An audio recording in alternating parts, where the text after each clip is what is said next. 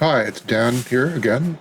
This is another installment in my series about enterprise architecture and the life of the chief architect, especially if the chief architect isn't completely getting traction where you think you need to get it. So my topic today is architecture roadmaps. What if I told you that your roadmaps might not be exactly what your roadmap consumers want to see? What do we mean by a roadmap? Well, there's a road and there's a map that shows the road. And the idea of a roadmap is to tell us how do we get to a destination that makes sense and who does it make sense for. So I had a great meeting with an enterprise architect in a startup that's pretty substantial, a few hundred million revenue type of startup. And they were cruising toward an IPO, to an initial public offering in which they hoped to offer shares of the company on the stock market, probably on NASDAQ or someplace like that, in order to get a lot of cash into the company so that they could keep growing. This is a pretty standard kind of thing. And also, in order to put some cash in their own pockets after a few years of hard work building the company. That was the published top strategic objective of the company. So I talked to this very nice young man, enterprise architect, who had recently joined them, and he wanted my advice about some of the diagrams he had made. And they were great, fantastic diagrams. But my question for him was this: have you shown these to the executive team? No. Well, do you have access to the executive team? Well, yes. It's a very open culture, and that's easy. So what do you think would happen if you showed these really excellent technical diagrams about how to do some process or how to organize some solution? What would happen if you showed that to the executive? What would their perspective be? I can tell you the answer. It will be, this is a great diagram. Does it help the public perception of the value of the company on the IPO date? If so, this is great. Let's do this. Does it hurt the public perception of the value of the company on the IPA sell date? Stop. Does it have no impact on the public perception of the value of the company? Why are we doing it? I don't care. Maybe it's interesting to the IT people, but actually I don't care. If you're the enterprise architect, you only want the first reaction. This thing that you are showing me helps us with our corporate objectives, helps us achieve our corporate goals. If you're doing enterprise architecture in a context in which you can't explain those things and you don't know what they are, then you are driving 100 miles an hour down the highway with a blindfold on. You will not like the road, and the map isn't really very meaningful, even no matter how clever it may be, because the reason you're making roadmaps is to help get that car with the blindfold off to the right destination. How do you learn about that? I was asked by an EA team in India. They were the Indian EA team for a European company. They were working in India, and they thought they wanted togaf training. And I said, why do you want togaf training? What is it for? What are you trying to achieve in your team? I'm very glad to help you, but I need to know your goals. And their goals were to get more knowledge about the togaf methodology and to have certification, because that would help them to be more legitimate and credible in the company. So that's great. What can you tell me about the company goals and strategies and directions? What is the company trying to achieve that you are going to help them with? And they didn't know. They couldn't tell me that. I got on the internet. In about 10 minutes, I found the company annual report. It was a public company. Even public sector companies have to file annual reports to the people who control them, the owners, the public, whoever it may be, saying, this is what we're focused on next year.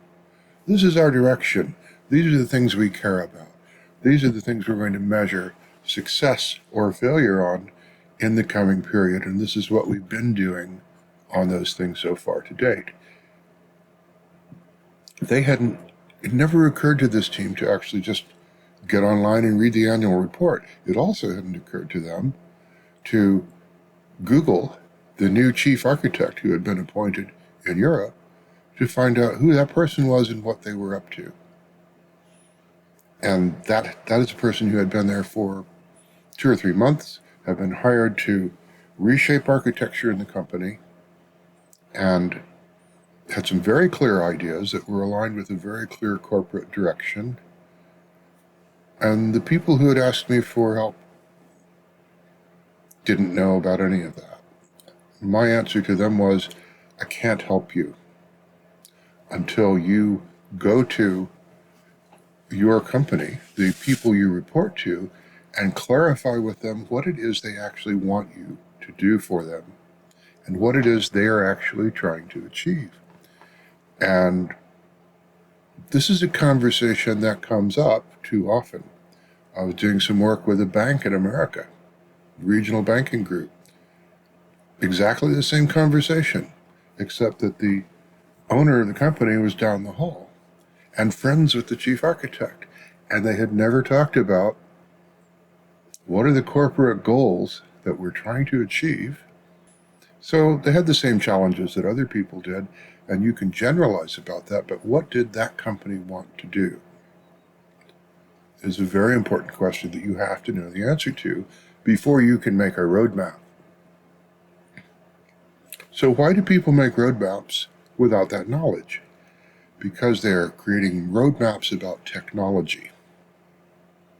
And technology is almost never the question that the people who are running the enterprise are trying to get an answer for.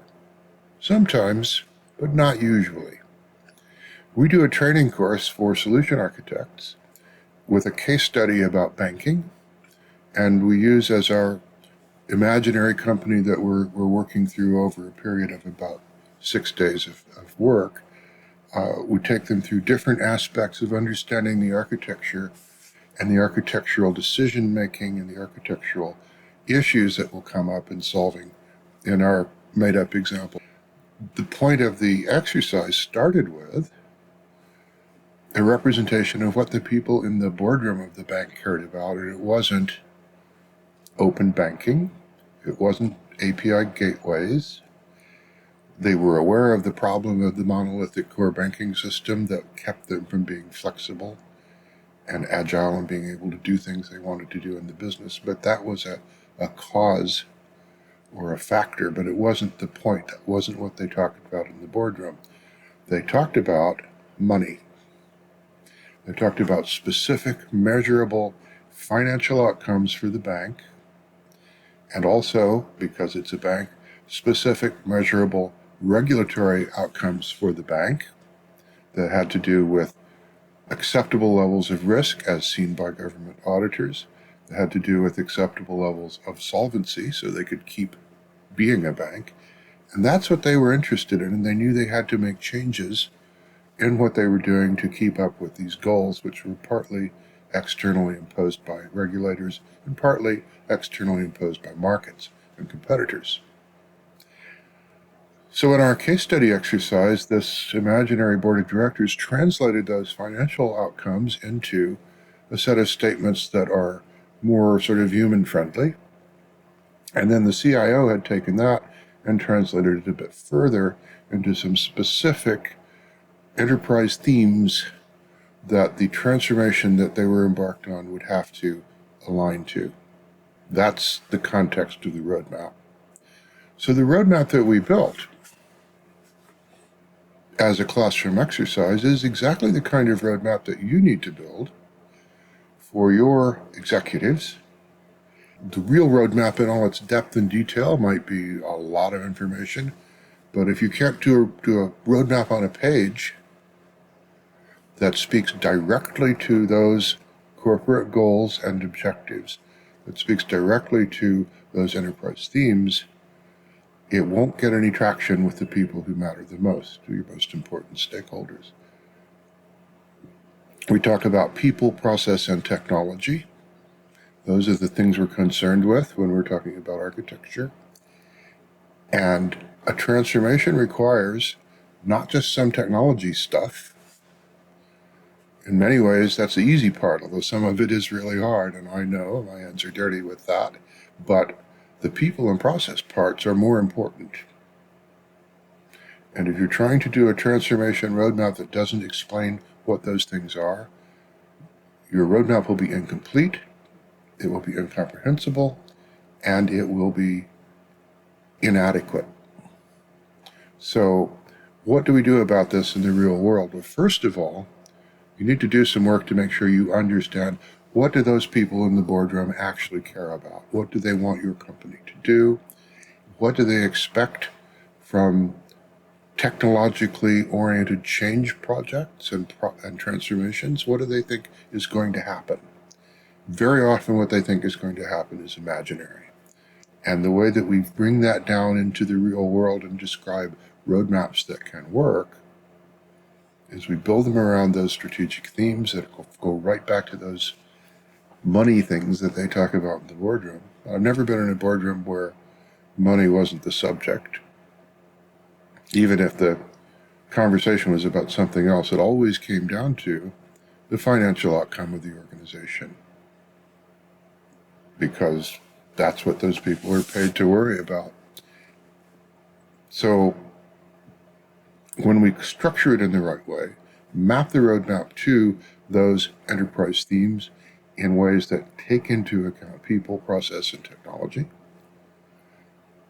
you can build a roadmap on a page, which is what we do in our solution architecture course and what we do in our guided architecture course that we did to help some of the ServiceNow folks in their work, helping customers see the big picture. And you get a roadmap that looks like this. In the roadmap that we build in those courses, we have some swim lanes that are 5 or 6 strategic themes, and this is how you build a real roadmap. One of the swim lanes is about technology. Everything else is about things that you have to do to move forward on those specific themes, and the little bubbles in each of the boxes represents a value statement about what we will achieve about that theme in this transition state. So there are some things we're going to do now. This will be the things we will do before something new is in production. And each one of those things in one of those boxes has a value outcome that you can explain to an executive, and that not just to the executive, but to anybody who looks at it. If your roadmap is successful, it will be on everybody's wall. If you still have cubicles, maybe it'll be on their wall at home.